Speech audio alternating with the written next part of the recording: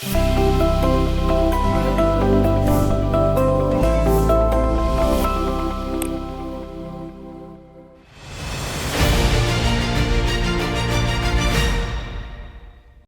watch this topic in Hindi, skip the video to 3 minutes and 46 seconds.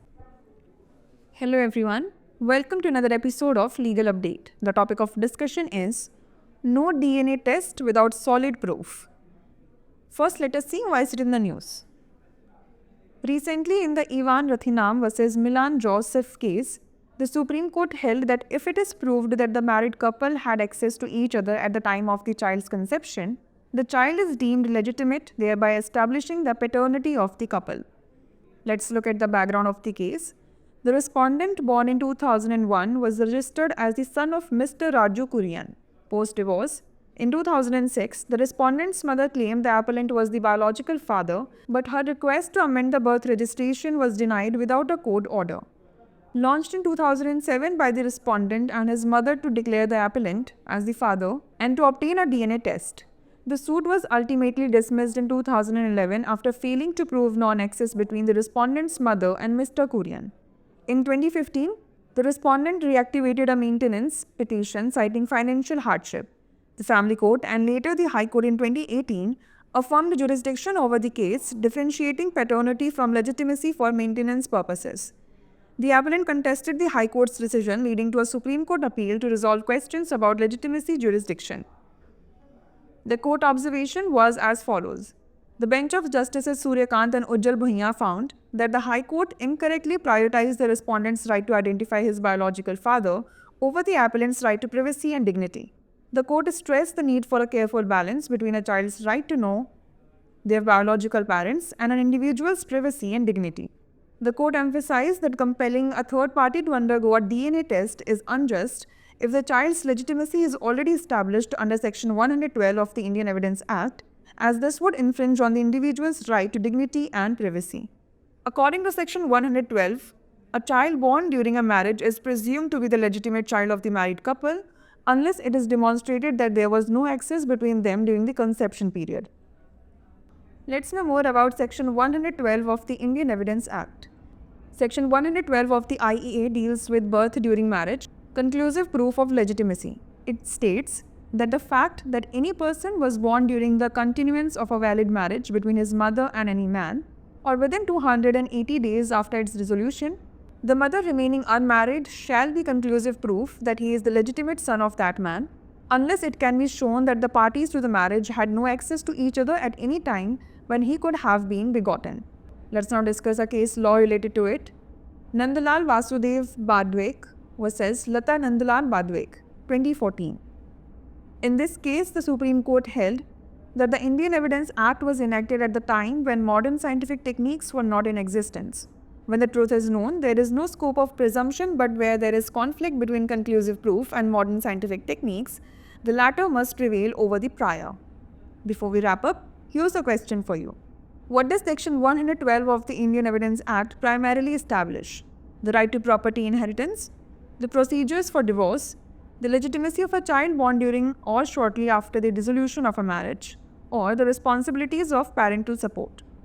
Send the answer to this question in the comment section. Like, share and subscribe for more such content. नमस्कार, legal update programme में आपका स्वागत है। आज हमारी चर्चा का विषय है ठोस सबूत के बिना डीएनए परीक्षण संभव नहीं। सबसे पहले जान लेते हैं यह चर्चा में क्यों है। इवान रथिनम बनाम मिलन जोसेफ मामले में सर्वोच्च न्यायालय ने कहा कि यदि यह साबित हो जाता है कि बच्चे के गर्भाधान के समय विवाहित दंपति एक दूसरे के संपर्क में थे, तो बच्चा वैध माना जाएगा, जिससे दंपति का पितृत्व स्थापित हो जाएगा। चलिए जान लेते हैं मामले की पृष्ठभूमि। प्रतिवादी का जन्म 2001 में हुआ था और उसका पंजीकरण श्री राजू कुरियन के बेटे के रूप में हुआ था। 2006 में तलाक के बाद प्रतिवादी की मां ने दावा किया कि अपीलकर्ता ही उसका बायोलॉजिकल पिता है, लेकिन जन्म पंजीकरण में संशोधन करने के उसके अनुरोध को अदालत के आदेश के बिना अस्वीकार कर दिया गया। प्रतिवादी और उसकी मां द्वारा अपीलकर्ता को पिता घोषित करने और डीएनए परीक्षण करवाने के लिए 2007 में मुकदमा चलाया गया था, परंतु प्रतिवादी की मां और श्री कुरियन के बीच गैर पहुंच साबित करने में विफल रहने के बाद अंततः 2011 में मुकदमा खारिज कर दिया गया।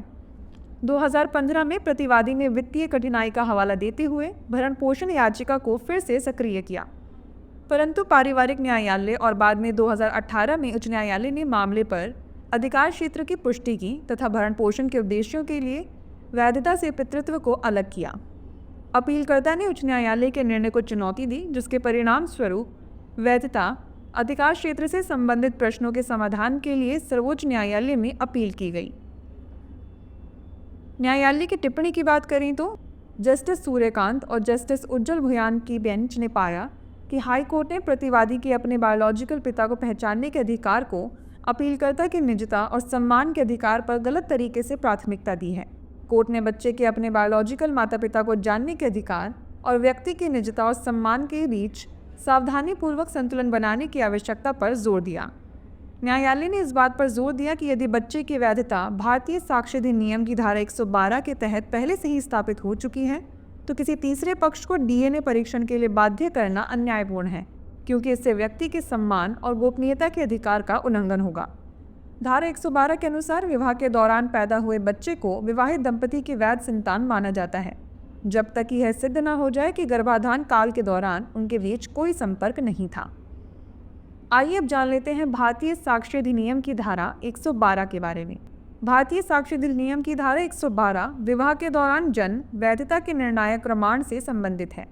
इसमें कहा गया है कि यह तथ्य कि किसी व्यक्ति का जन्म उसकी माँ और किसी पुरुष के बीच वैध विवाह के जारी रहने के दौरान हुआ है या उसके विघटन के बाद 280 दिनों के भीतर जब माँ अविवाहित रहती है, तो यह निर्णायक सबूत होगा कि वह उस व्यक्ति का वैध पुत्र है, जब तक कि यह नहीं दिखाया जा सकता कि विवाह के पक्षकारों की उस समय एक दूसरे से कोई पहुँच नहीं थी जब वह पैदा हो सकता था।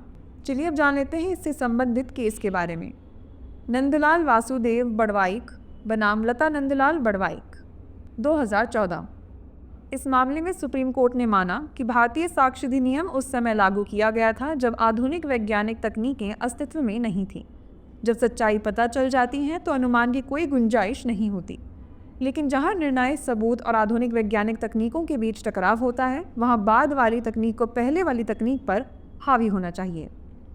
आइए अब नोट कर लेते हैं अभ्यास प्रश्न। भारतीय साक्ष्य अधिनियम की धारा 112 मुख्य रूप से क्या स्थापित करती है? संपत्ति उत्तराधिकार का अधिकार, तलाक की प्रक्रिया, विवाह विच्छेद के दौरान या उसके तुरंत बाद पैदा हुए बच्चे की वैधता, या माता पिता के सहयोग की जिम्मेदारियां। इसका उत्तर हमें कमेंट सेक्शन में ज़रूर भेजिएगा। ऐसी और वीडियोस देखने के लिए लाइक, शेयर और सब्सक्राइब करना ना भूलें। धन्यवाद।